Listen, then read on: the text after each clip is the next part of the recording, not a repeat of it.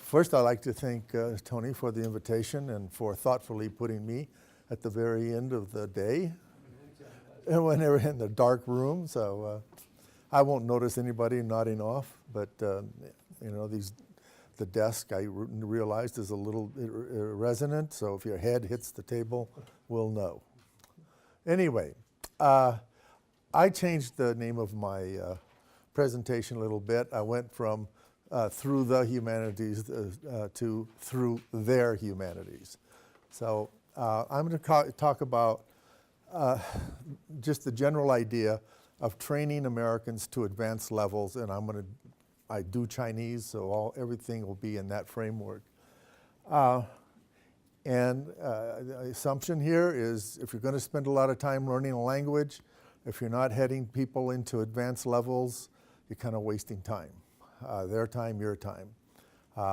Over the years, I've noticed a lot of students who learned a little Chinese and come back to see me 20 years later and they don't even have a little Chinese. So I always assume that the goal is to get them up there working in the language, and they usually stay there. So that's my start off, I guess. When we look, I look at this operation that we have people in a foreign language learning environment. We're having to train Americans, generally speaking, from zero all the way up. So, and since in our wisdom, our American society has decided to piss away the natural resource of young children learning languages, so we start something like Chinese as in the beginning of university many times. So we kind of make it difficult for ourselves. I always say that looking at this, we have two basic modes of instruction. One is just sort of like a yellow item-based instruction that we usually use for people coming into a language. And then a higher level is more like a strategy-based instruction. We're teaching people how to negotiate in the language and culture, how to learn in the language and culture. Overall, that's the pattern. This is the scale that we use. Our approach is we don't teach very much. We don't talk about proficiency very much in our programs. We look at these scales as that's a data point we can use to sort of let us know how we're doing year by year. But as I said before in other comments, in a lot of what we try to do, we don't rely on this kind of scoring or this kind of rating to help us understand about placing students in programs or in internships, things like that. I always, I went right by you, Ray. This is one of the graphics that I always start my students, my pedagogy students with. I want them to look at what goes into getting that rating, to getting those ratings. And if we're going to mark those ratings, to understand that the higher you go, the more difficult it is to increase the rating, and that there's here we in Ray's graphic, there's 2,900 hours of instruction required to get yourself through a superior level. I'm sure that's to me, this is an indicator of things. We have, of course, the 1980s, you know, what it takes to get to languages in the different language categories. But this is a generally good graphic for me to indicate what we're looking at and what we're. I always like to compare that to learning the first language. The reason is, I always have to tell people, we have to be more efficient in teaching the second language or teaching Chinese than we are at, say, learning or teaching a first language. And Hector Hammerly was the first guy that I know who actually said it takes a long time to learn a first language. Since that, I've heard anywhere from 18,000 hours to 35,000 hours to get to the ability of being able to use a language well enough to say that that person knows a language. That little lady there is the one who taught me a lot about how that works. It realizes that it's every day, every week, 12 hours of contextualized language exposure with a hell of a lot of positive reinforcement. Yeah. And that's sort of, you have to go through that. So we don't have that kind of resource for teaching our second languages. And on top of that is conversation. Recently I have learned, having spent some time in middle schools, that even when a native speaker gets to the ages of 12, 13, 14, doesn't necessarily mean they can carry on a conversation. So with our students, not only are we trying to get them the language, but conversation is the hallmark, right? The engagement in the language, in the other culture, is the ability to engage in conversation. We've heard that a lot. I think we always have to have a clear idea what conversation is, because it's a very major term. And maybe at some point we'll cover that. Looking at the language, there are two general views. One is, say, the Ladd view from Noam Chomsky and the Alas view from Brunner. We tend to be over in the Brunner class, a category of it takes a village to teach a kid a language. We just put Chomsky's comment up there because we think faith-based linguistics is sort of interesting to think about. But we're saying if you want to get to these roads of proficiency, and how can you do it? Now, we had an opportunity once where we were going through stacks and stacks of resumes for students wanting to go into internships in China, and we kind of categorized, and everyone who was ready to go into, say, a 2+ or a 3 level, every one of those students fell into one of these categories. One, you had to have the fortune of being born into a family that speaks the language. That's how you get all those hours of deliberate practice, as people say. Or you can spend extended periods of time functioning in the target language. You can be if you have a language program, you can recruit expats, or you can recruit missionaries into your program, or other people who've done things abroad. Usually doing something abroad is more important than just being abroad. And then a study in an extended governmental or academic program. And that for us has always meant means continued study through the graduate level. One of the things we noticed is when we looked at students who had reached 2+ or 3 level, we were looking at people who were basically roughly in the graduate student age range. A lot of that has to do with just how much time it takes. A lot of it has to do, though, because when you're putting people into say a Chinese company, they have to have certain level of command of the culture, and that takes a certain command of a certain maturity in order to do that, and that's one of the reasons.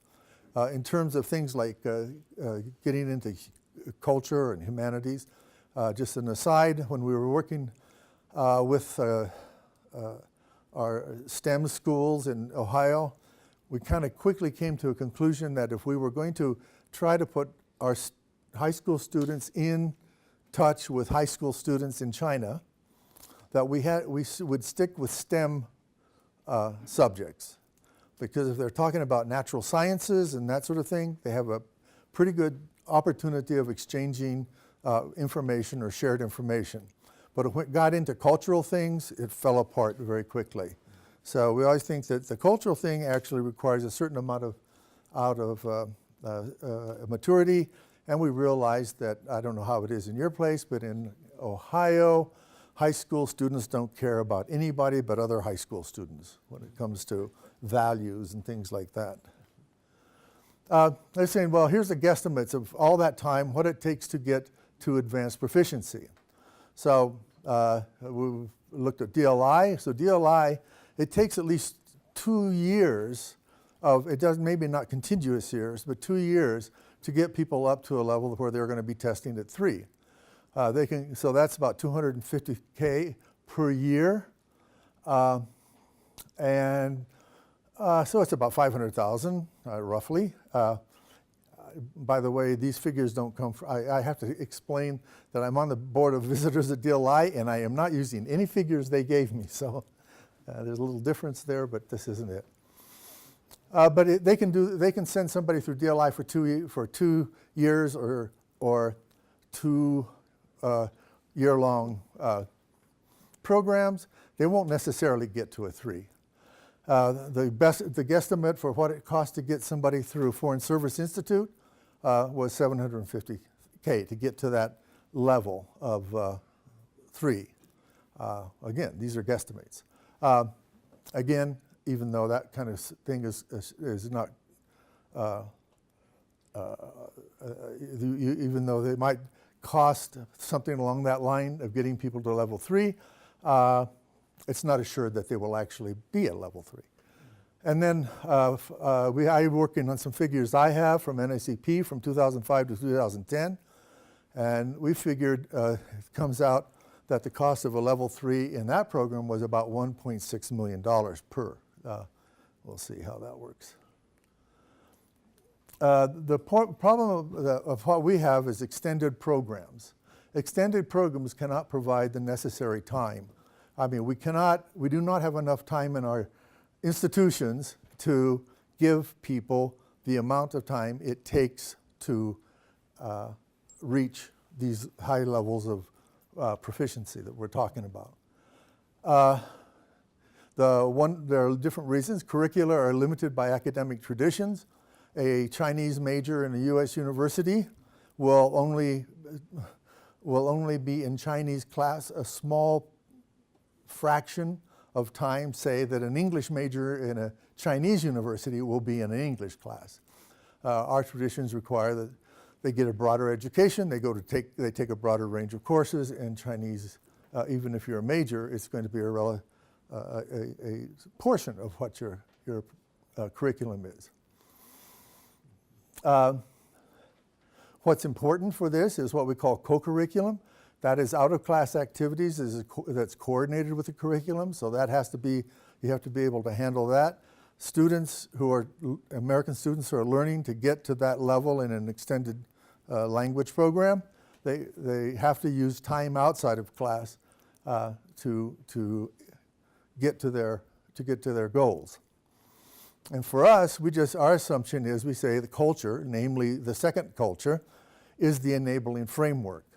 The way we can get our students to the amount of time that they need to get to the language, to the level of proficiency in their language, is that they have to be able to work within the culture of their language. So if you want to learn Chinese, you have to work within Chinese culture. We'll talk a little bit about that. My idea of culture in this case is pretty operational. I would say that I could describe my knowledge of English grammar as the ability to complete a sentence or participate in a given discourse without any premeditation. If I want to say something, I start it. I depend on what I roughly call my knowledge of grammar to get me to the end. I don't have to think about it. And the way we think about culture is roughly that way. It permits you to negotiate social interactions without premeditation, so that if you know the culture well, you get into a social environment, you can see your way through that environment. We should note that both grammar, a knowledge of grammar, and knowledge of culture, does not mean you don't have error, nor does it mean you can't do things that harm you. You can say things in perfectly good English that will cause you personal harm. And you can act in such a way in your own culture in a way that may not benefit you. I have got a lot of examples of that, but we'll just move right along. And I'm thinking about culture in the humanities. And again, I go back to the FSI, the maven of FSI, I guess, Hector Hammerly, and looking at culture in different ways. There's a behavior culture, the culture that lets you get through the day. Information culture, the ability to use language that is prized by the culture you're working with, or information, I'm sorry, that is prized by the culture you are working in. So if you're working in informational culture, you have to realize that there are a lot of things that the Chinese know about the world that Americans don't pay attention to, and vice versa. A good example is, if I go to China, I'm there almost every summer. The papers are full of everything that's happening in the college entrance examination system. And it's all over the place. Not anything about baseball. That information, yeah, go figure. Go figure. So if I'm interacting with people in the informational culture in China during the summer, I have to talk about the college entrance examination in order to let people know that I pay attention to what's going on. And then there's finally the achievement culture, which a lot of times is what people in university and humanities call culture. Achievement culture, the ability to refer to the hallmarks of your second culture civilization. And all of these have to do with, you're doing all this to achieve your intention in the culture. We train our students, we just tell them, the reason you're learning Chinese is you have some reason for doing it, try to recognize what your reason is, and then figure out how to achieve that intention. If we look at the overall idea of an extended program, say in Chinese, it looks something like this to us. And these are basically how we work it. There's a basic level of language. People come to us with 0, and we have to give it to them item by item by item. And after a certain point of time, we can focus them on reading and writing, or we can focus them on speaking and listening, or we can do it all at the same time. But a lot of times we take these different routes. But at some time they go through an integrated level where they're integrating their skills. And then the important point for us is, if they want to get to advanced levels, they have to combine their ability in the language with domain.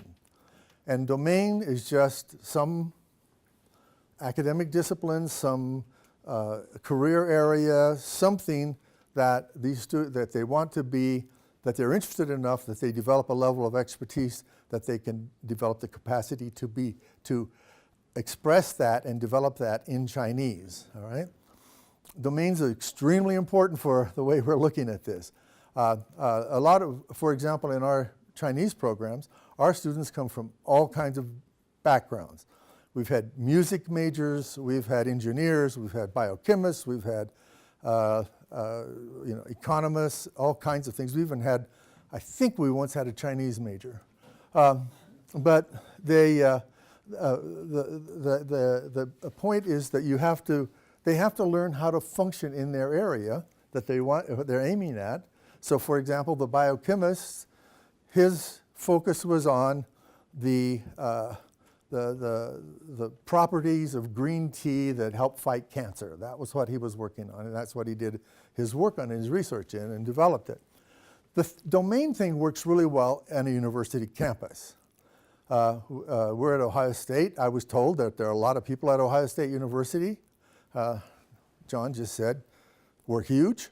And the good thing about being huge is there are a lot of people, and we can find native Chinese-speaking experts in almost any field you can think about. I mean, we did find a biochemist who liked to or wanted to do research in tea, the properties of tea. So it's kind of good being in a place like that. But we do this through what I think you do here at BYU. We have a mentor system.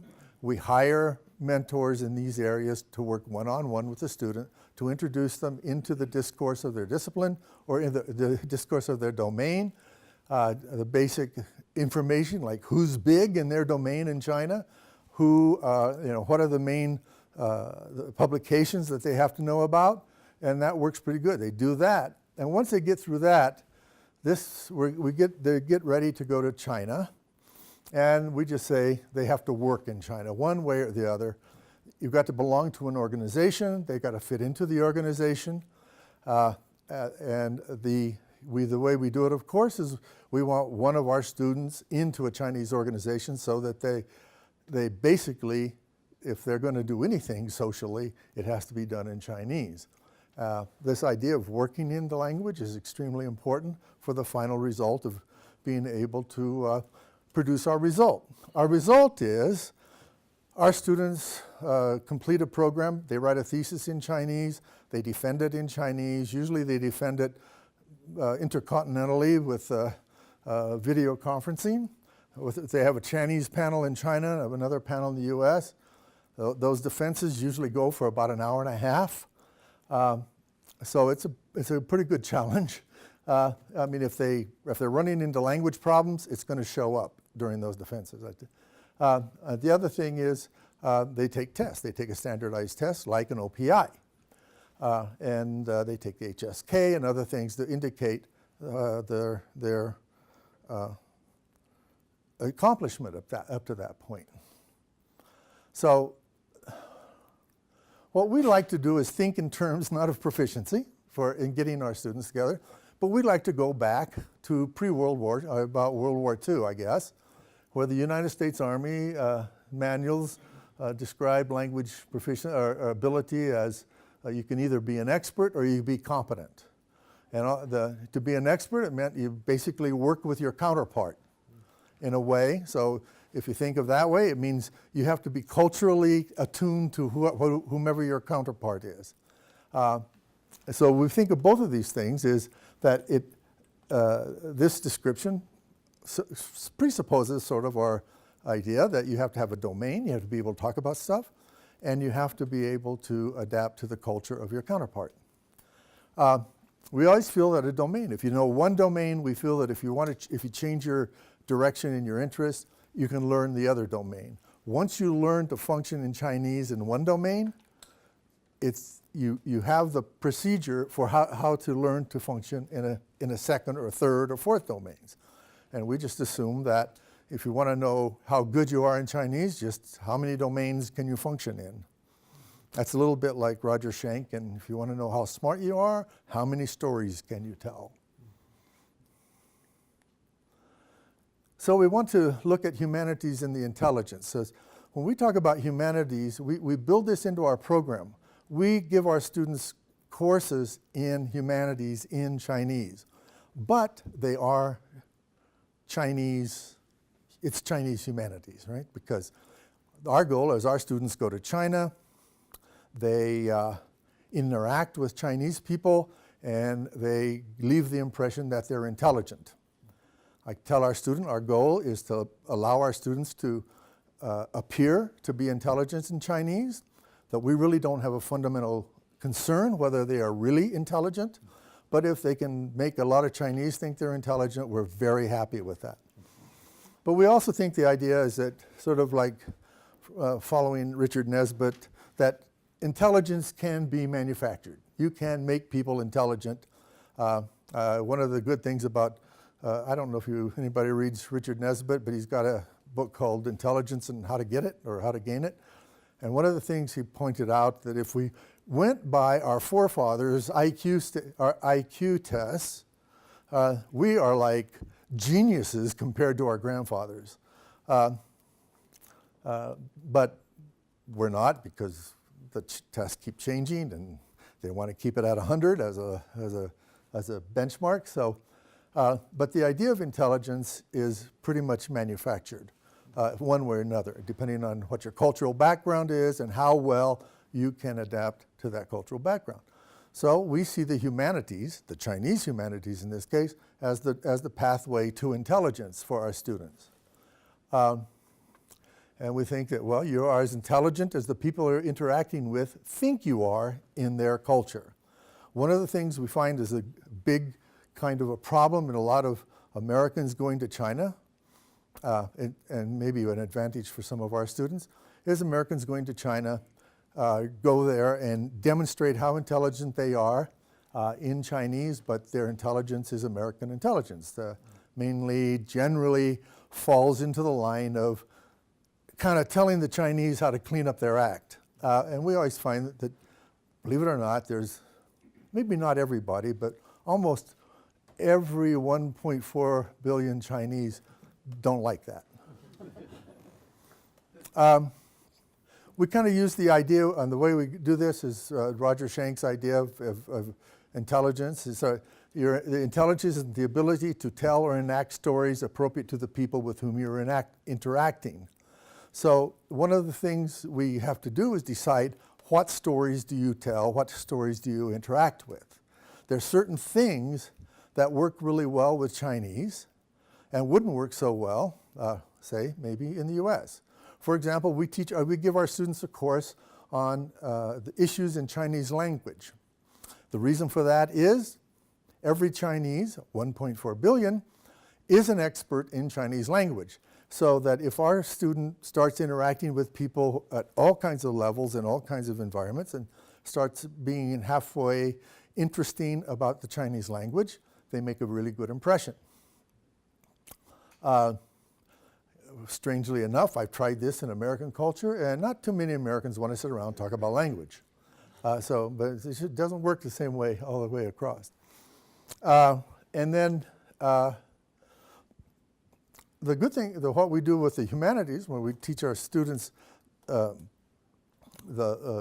literary text, the historical text, those sorts of things, we kind of focus on those stories that the native Chinese consider to be appropriate for non-natives to engage in. Mostly there's some issues, but there's sometimes issues where a non-native, an American working in China, is well advised not to follow a certain topic, not to engage in a certain kind of discourse, unless they are with a group of people that they know very well and can anticipate their response very well. Just on the other hand, talking about politics in China or trying to straighten out Chinese foreign policy for them won't work too well, no matter how good you are in those fields. We look at the strategy base, the big higher level, what we're trying to focus on. We focus a lot on learning in the language. We find that a lot of students coming out of language programs don't have it in their mind that they can actually use this language to learn things. And so you have to really give them the strategies for doing that. Even no matter how good a student they are of the language, they are students of the language, right? So now we get there, so we tell them, as we get to the point, we say, up to now, the language has basically been adapted to you. Now our job is to adapt you to the language. And learning in the language is one of the ways we do it. Learning in the language means you study something, you get information, and you formulate it in such a way that a native Chinese audience can actually follow what you're doing and optimistically even like what you're doing and enjoy it. So we adapt the learner to the language and the culture, and as I say, we give them a lot of practice in appearing to be intelligent. Anyway. So we say what we want to do, and the way we think, what we want to think about, is to go beyond proficiency and go to this idea of expertise, which for us would be something like proficiency plus a domain knowledge. You want to say that being able to show expertise to someone is very effective. We spend a lot of time getting our students into Chinese organizations.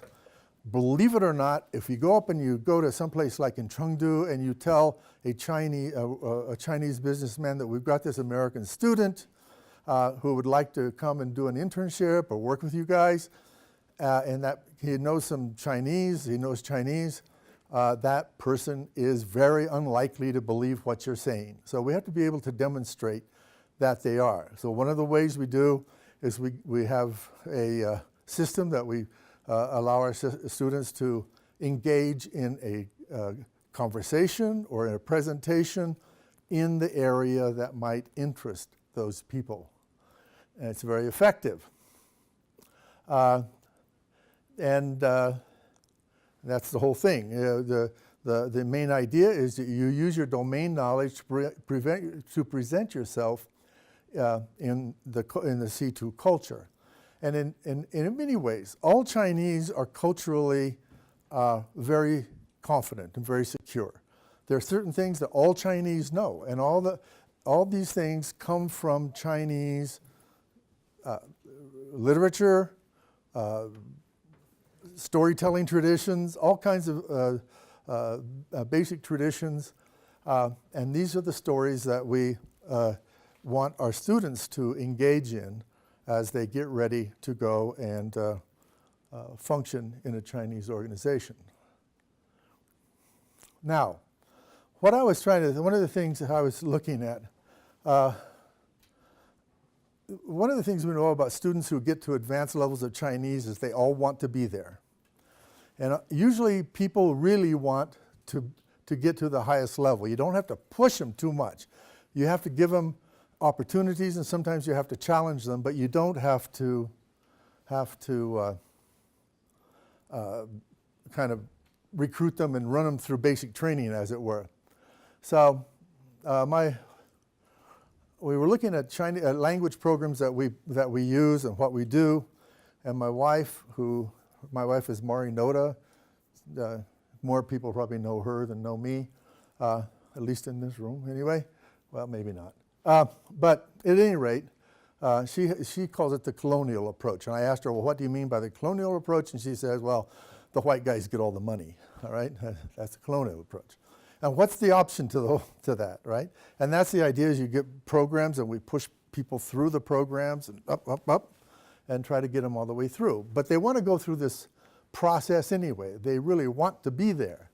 So what's the other option? One thing that I was thinking about is the parable of the string by Dwight Eisenhower used. I don't know if anybody is this well known. Dwight Eisenhower was talking about leadership, and he said he got a string that he put on the table, and he started pushing it, and he said you can't get it to do anything, but if you start pulling it, it'll go anywhere you want. So what would the pull be? That's what would the pull be to something like that? How do we create a pull system if people already want to be there? Well, we know that there are some elements in our society that will pay to push through the system. I was wondering if it would be more economic if they were paid to pull through the system, i.e., that the learners, if they achieve for example, if they achieve a given proficiency in a given language, at the time they get a degree, if they are awarded a fairly substantial prize, let's say $100,000. Maybe that would encourage a lot of them to do that. Maybe is more than we could handle. I don't know.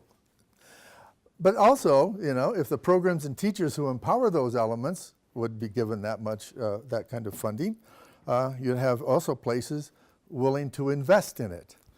However it is, I can see there's going to be some opposition to this, but at any rate, the idea that if you put the funding or you put the reward or you put what you've got at the end where it happens, you might end up with better results. At least you know that every time you pay, say, $100,000 to a student who graduates with a MA or a BA in Russian at the level 3, you're going to get a level 3 person for your money. How do you know that? Well, you might, a pull administrator would be a little bit different. They would be able to provide assessments, high-stakes testing appropriate to the cost of the training. One of the things, if the training costs so much, why do we rely on a $100 or $150 test to demonstrate how well we're doing? If you're paying a lot of money to train a jet pilot, you probably don't set them down on a video game and say, show us what you can do. But it really needs it could develop appropriate assessments for high stakes. We also need to develop appropriate assessments for low stakes. Assessments that can be accessed whenever they're wanted by the learners or by programs. Focus on expertise, assess expertise. Ask that language plus domain be there. And supply transparency and ubiquity. It should be something that if a person is assessed, that person can go back and see how that assessment was made. And the ubiquity means no matter where they are, they can be accessed. That would be an idea. The other thing that the pool administrator might do was look at the demographics. Develop profiles of who achieved these levels. I mean, do we really know, do we really have profiles? I mean, I have my own idea and from our own little world, but who actually gets to high levels of the language? And where do they achieve these advanced levels? And how much does it cost to achieve these high levels? At least there should be some way of having sufficient information without trying to figure out from all kinds of back doors on how things cost. And then thirdly, where are certified advanced level people employed? Where do they go? I think we're looking at, we have about 80 graduates who have graduated at level 3 in Chinese. And that's a small number, but it's really difficult to follow them and find out where they are, especially if they go to Washington and start inhabiting cubicles, because then they can't tell you where they are. But it's really hard. I mean, there should be ways of, or organizations that could actually do that. All right, and we'll have a few discussions about why this will never happen, but at any rate, that's my